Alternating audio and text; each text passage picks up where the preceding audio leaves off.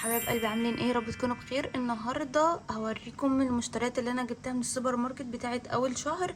هوريكم انا جبت ايه. الحاجات دي عامه مش هتكفيني لحد اخر الشهر، يعني هي في حاجات وحاجات، فانا حابه ان انا اوريكم انا جبت ايه، وحاجات كمان جبتها للدايت علشان يعني ايه نشارك بعض ونشجع بعض ان احنا نكمل دايت. طيب قبل ما ابتدي ما تنسوش تعملوا لايك وشير و سبسكرايب لو انت اول مره تشوفيني، او اشتراك يعني في القناه. تمام، ما تنسوش تفعلوا اشعار الجرس.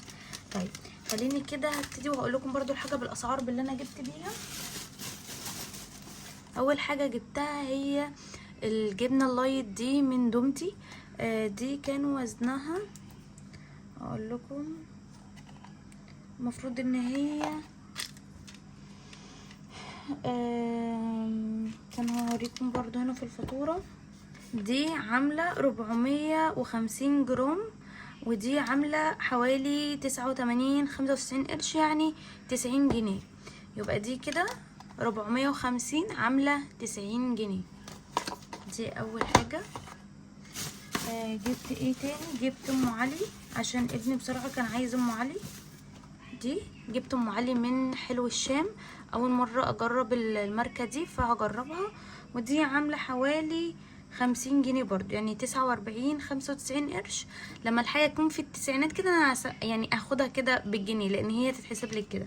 تمام، فدي كده عاملة 50 جنيه.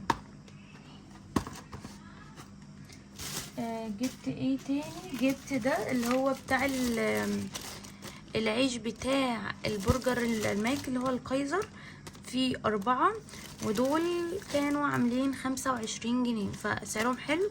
انا مكنتش اعرف طبعا سعرهم كده غير من الفاتورة، فجبت ده برضو. وجبت ده اللي هو برضو العيش اللي هو بالردة اللي هو الاسمر، علشان مفروض ان هو مشبع اكتر، وكمان عشان افطر بيه وكده، مش عايزه العيش الابيض. تمام، ده اللي هو من ريتش بيك، فده عامل 50 جنيه برضه. تمام، جبت ايه تاني؟ بصوا، جبت الدقيق ده دقيق متعدد الاستخدامات. جبت ده عامل 21 جنيه، ده كيلو. في منه باللي هو الاسمر ده برضو جبته. بصوا، جبت ده اللي هو الاسمر، صحي برضو، حلو قوي في الدايت ان انت تعملي منه عيش، تعملي منه الحاجات اللي انت عايز تعمليها بالدقيق الابيض ده. تمام، ده عامل كام؟ ده عامل 30 جنيه. في حاجات ب50 بس. يعني اختي لما جابت الدقيق الاسمر ده قالت لي ده في منه ب50 جنيه، قلت لها معرفش، انا ده اللي انا لقيته. هقول لكم جبت ايه تاني. جبت برضو الصوص ده الصوص اللي هو بتاع البرجر يعني. ده عامل 46 ونص. في منه حجم كبير بس ده تقريبا الصغير. ده 200 جرام.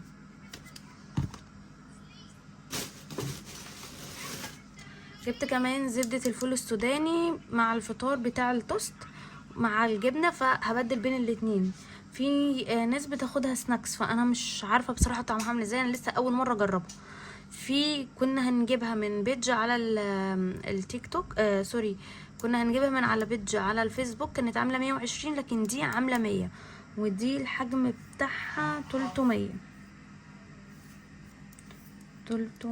يعني هي مكتوبة عندي في الورقة، مش عارفة هنا 330 صافي. تمام، فجبت دي برضو. جبت ايه تاني؟ جبت اللي هو ده اللي هو السناكس ده برضو حلو في الدايت، لو انت عايزه حاجه سناكس فده حلو. انا برضو لسه مش عارفه طعمه ايه، فلسه جبت واحد ليا وجبت واحد لابني، فانا جبت 2. تمام، جبت ايه تاني؟ جبت اللي هو الكيك شيف جبت منه 2، وده كان الواحد عامل ده عامل 6 جنيه الا ربع، فجبت 2. وجبت كمان الخميرة الفورية دي. تمام. الخميره دي الواحده عامله 5 جنيه الا ربع، مش عارفه اسعارها ايه بصراحه بره، معرفش. انا برضو جبت 2. وكمان جبت الفانيليا ستايله دي برضو اول مره اجربها، معرفش اذا كانت حلوه ولا لا. انا على طول بستخدم اللي هي الكيس، فجبت دي عامله يعني 16 جنيه. تمام. قلت هجربها برضو اشوفها هي احلى ولا الكيس احلى.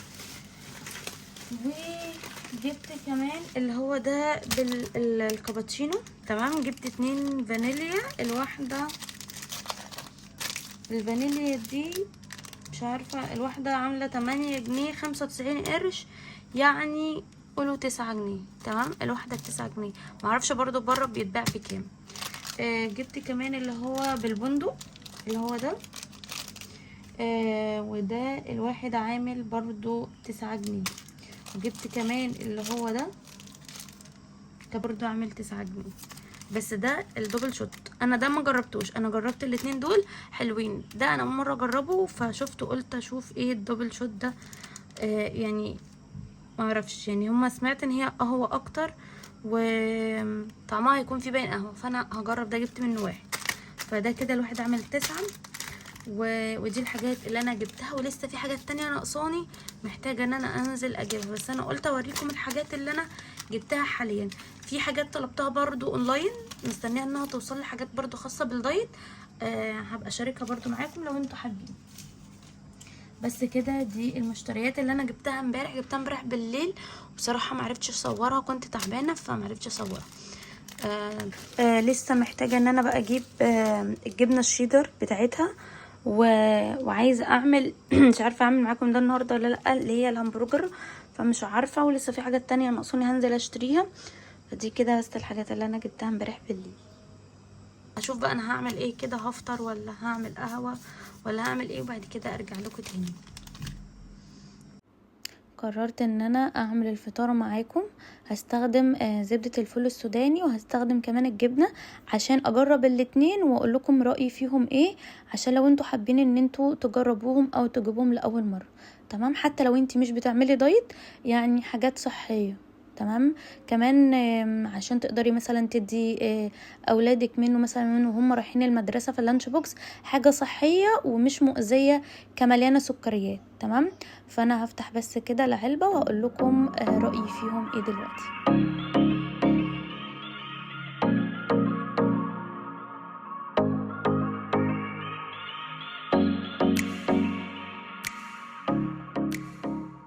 طبعا ملاحظين ان انا بحاول افرد الجبنة مش عايزة تتفرد. طيب لا، حسيتها انها صعبة في الفرد، رغم ان انا ما كنتش حطاها في التلاجة. انا العلبة زي ما جبتها يا دوبك سبتها من بره لحد تاني يوم، وكانت بالشكل ده. فتقريبا ان الجبنة دي محتاجة انها تتقطع مربعات او شرايح وبتتاكل كده بالشوكة مثلا، مش عارفة ليه حسيتها كده. بس ان هي تتفرد بسهوله، بصوا زي ما انتوا شايفين ما بتتفردش، مش زي الجبنه العاديه حتى. فمش عارفه هي نوعها اصلا كده ان هي بتتقطع مربعات ولا ايه، فانتوا قولوا لي برضو. بس انا اول مره اجربها. في جبنه اللي هي اللبنه ممكن تكون كده، وفي اللي هي اللي بتبقى مثلا لقيت اللي هي جبنه كان نفسي فيها بصراحه، بس طبعا دي غلط عشان هي كلها بقى ايه دسم بقى وكده. بس انا بحبها اللي هي زي جبنه مش فاكره والله اسمها بالظبط، يعني مش فاكره. هحاول ان انا بقى ايه يعني اجرب حاجات واوريها لكم، حاجات تكون صحيه، مش شرط ان احنا نعمل دايت بس علشان بقى الكوليسترول والدهون الثلاثيه والكلام ده كله، كل ده غلط وبيعمل ضغط وبيعمل سكر وحاجات كتير. فالمهم انا كنت ناويه اجرب نوع واحد في الاول اللي هو افطر بيه، قلت لا ما دام انا هعمل ريفيو فخليني اعمل الاتنين مع بعض علشان اقول رأيي في الاتنين واني احسن بقى واقيم يعني. فانا الفطار ده على فكرة مش لوحدي، ده كنت انا وجوزي. فعملت واحد سندوتش جبنة وواحد زبدة الفول السوداني يعني. تمام. فقلت هجرب الاتنين. بصراحة يا جماعة بصراحة الجبنة حلوة تمام، بس زبدة الفول السوداني احلى بجد. ما كنتش متخيلة طعمها بيبقى كده، بس طبعا لازم تعملي حاجة جنبيها تتشرب، لانها تقيلة قوي وتحسي اني بتلزق كده في البق، محتاجة حاجة كده ايه تبلع. طبعا مش تبلع ان انتي تاخدي حاجه زي حاجه بارده مثلا، عصير، حاجه ساقعه والجو ده، لا يعني عايزه حاجه سخنه. ف انا عملت واحد ليا وواحد لجوزي. رغم ان جوزي كده كان حاسس اللي هو السندوتشين قليلين عليه مش هيشبعوه، اللي هو واحده جبنه وواحده زبده الفول، ده بيحب العيش بقى والجو ده. عايزه اقول لكم ان زبده الفول السوداني حقيقي بتلكم. عارفين يعني ايه كلمه بتلكم؟ بتقفل على المراوح حرفيا. لا مشبعه جدا جدا وحلوه. وهو نفسه قال لا، انا كنت فاكر ان انا يعني مش هشبع، لكن لا بجد خطيره خطيره خطيره. يعني انت ممكن لو واحده بتاكلي اكل قليل اصلا بتاخدي هي التوست الواحده وواحده مثلا ايه حاجه تشربيها جنبيها وخلاص انت كده زي الفل.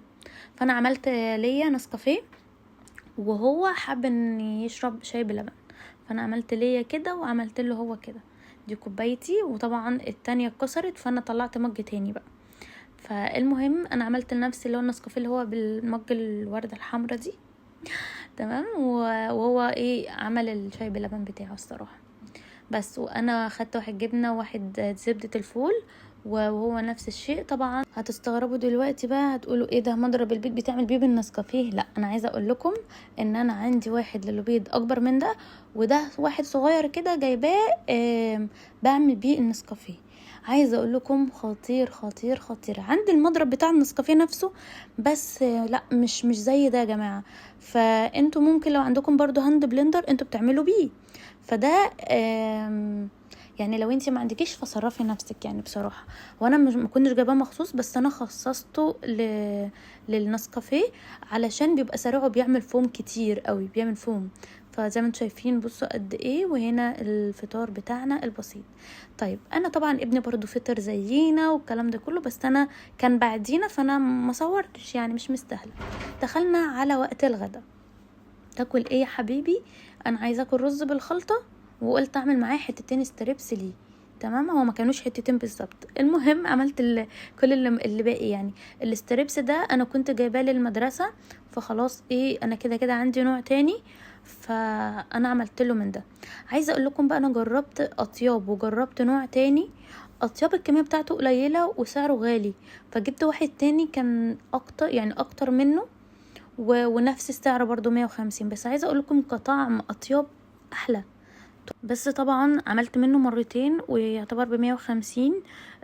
فلا ده مش هينفع معايا خالص في اللانش بوكس، ده هيبوظ الميزانيه يعني. 75 جنيه في المره، لا حاجه بصراحه صعبه. ففي حاجه تانية وبرضو فراخ مش غالي، وكيلو يمكن ده 400، فهو مش كيلو بالظبط يعني.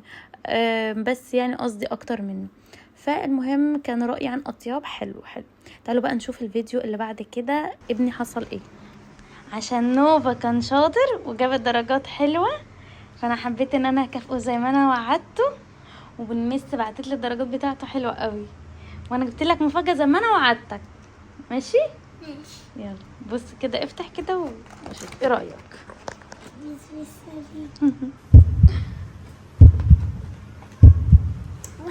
انا المفروض ان انا فتحتها لك عشان ما Oh my god. الصراحة كده ايوه أنا اللي جايبها وهي اللي بتقول كذا كذا كذا، وأنا اللي جايبها عشان جبت الدرجات النهائية. وريني طيب. بصوا يا جماعة الشياكة، ايه القمر ده؟ ايه الحلاوة دي؟ شفت ابنك؟ بالشوكليت وبالبيستاشيو. ايه رأيك في ابنك؟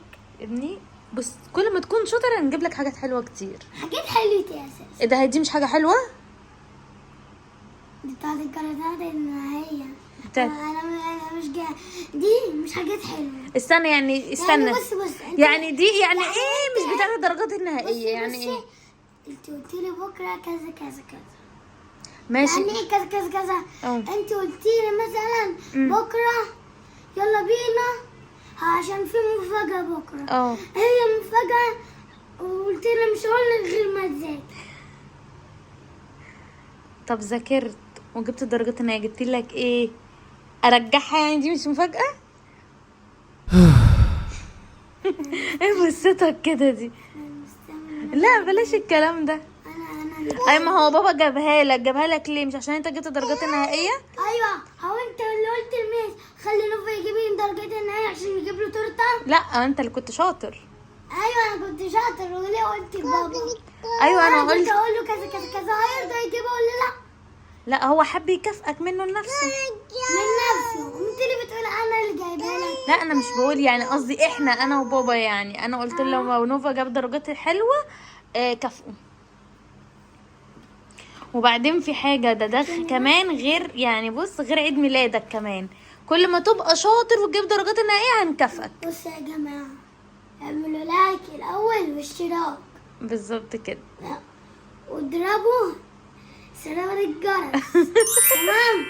والله ما قلت له حاجه، هو قال لوحده. وانتي كمان حطوا لايك. انت كمان وايت. انت لايت. انا يلا. لايك كده. انت لايك كده. عايزه اقول لكم الفيديو تلقائي جدا. ابني اول ما دخل من على الباب انا اللي اتفاجئت مش هو، بس هو قال لي يا ماما صوريني بسرعه يلا يلا، وانا بفتح البتاع من كتر الفيديوهات اللي هو بيشوفها، فهو حب ان هو ايه يعني يعيش الجو ده. المهم هنا انا قلت بقى يعني مش كل حاجه روتين بقى وكده، فنهتم شويه بنفسنا في اخر اليوم بقى. اول ما ابني نام وكده، طبعا بنتي صاحيه بس انا قلت لا استغل برضو الوقت، قلت اعمل باديكير للرجل. بقالي يعني شويه حلوين بصراحه ما عملتش، فانا جبت طبق كده حطيت فيه ميه سخنه يعني على قد ما انتي تستحمليها. خلاص حطيت فيها ورد مجفف بقى كده لزوم الدلع، وحطيت املاح الباديكير، وحطيت شاور جل من دوف، كان فيه نسبه كريم مرطب عاليه فانا حطيته برضو عشان يرطب الدنيا كده. تمام. وبصوا بوريكم ايد بنتي انها صاحيه يعني، مش قاعده انا رايقه، لا انتوا ما تعرفوش الوقت ده كان بيحصل ايه. هنا بقى كنت بوريكم البتاعه دي اللي هي بتاعه الباديكير، بتشيل الجلد الميت والناحيه التانية بتنعم. فانا الحمد لله ما كانش مستاهل قوي، بس ايه حبيت ان انا ادلع نفسي الصراحه في اخر اليوم بعد التعب والارهاق ده. طبعا في حاجات كتير قوي ما صورتهاش معاكم، عملت المواعين والبوتاجاز وغيرت الملايات وحوارات بقى، بس انا ما صورتش الصراحه. المهم قلت بقى ايه ارطب رجلي بكريم، فطلعت المجموعه دي كنت مشترياها بصراحه، فقلت اشوف كده ايه حاجه مناسبه. فده طلع كريم بتاع الشفايف، مرطب يعني للشفايف، فهو اكيد خفيف. وكمان طلعت ده بقى كريم بتاع التشققات وجفاف اللي هو الكعب بتاع الرجل، او ممكن الكوع او الركبه، اللي هي الاماكن اللي بتبقى محتاجه ترطيب زياده. وهو فعلا من كتر ما هو كان تقيل كنت بحاول ان انا انزله كده من الانبوبه بتاعته دي، كانت تقيله جدا. وده انا اول مره استخدم النوع ده من لونا. المجموعه دي كنت جايباها بس ما كنتش لسه جربتها، فقلت ايه اجربها برضو معاكم بحيث ان انا يعني اعمل لكم عنه ريفيو، بس حاجه اكون مجرباها. طيب طلعت الكريم ده بقى هاند بودي بتاع الجسم او الايد كده يعني، هو ده خفيف شويه. تمام. فده بتاع ايه يعني الحاجات الخفيفه بتاعت الجسم يعني، بترطبي ايدك بتاع كده. وده برضو المفروض ان هو هنا مكتوب للاماكن اللي هي محتاجه ترطيب عالي شديده مثلا، فهي مثلا زي برضو الكوع والركبه او كده. فانا لسه ما جربتش ده، انا جربت التاني بتاع كعب الرجل لانه هو كان مكتوب كده، فانا جربته. وبعد كده بعد طبعا ما انتي ما بتحطي الكريم بتستخدمي ايه بعديها، عايزه طبعا تستخدمي بعديها اللي هو الكريم بتاع كعب الغزال ده استخدميه، ولكن انا استخدمت ده على طول. وتلبسي شراب طبعا يكون نظيف، وعلشان الترطيب بتاع الكريم اللي انت حطيتيه ينعم الرجل كده ويخليها تحفة. انا قعدت بيه لحد تاني يوم بحيث برضو اني رجلي تديها نعومة وتترطب كويس والكريم بقى ما يضيعش. فانا لبست ده طبعا عشان ما كانش عندي الشراب اللي هو السيليكون. تمام. بصوا هو تقيل ازاي، عامل زي الفازلين بالظبط. فعشان كده عايزه اقول لكم ان انا ببص دلوقتي على رجلي والله العظيم ناعمه جدا وفيها نعومه حتى في الكعب ومديه لمعه، فعجبني قوي الكريم ده. بس كده احنا كده وصلنا لنهاية الفيديو، يا رب يكون عجبكم واستفدتوا بأي حاجة. فما تنسوش ان انتوا تعملوا لايك لو ما عملتوش لايك، وسبسكرايب لو انت لسه ما عملتوش سبسكرايب. وده كان فيديو النهاردة، ودي التورته اللي كنا جايبينها علشان هو نجح في امتحان الوسي ماس، جاب الدرجات النهائية، فحاولت كده ان انا اكافئه ويتشجع اكتر. بس كده اشوفكم في فيديو جديد وباي باي.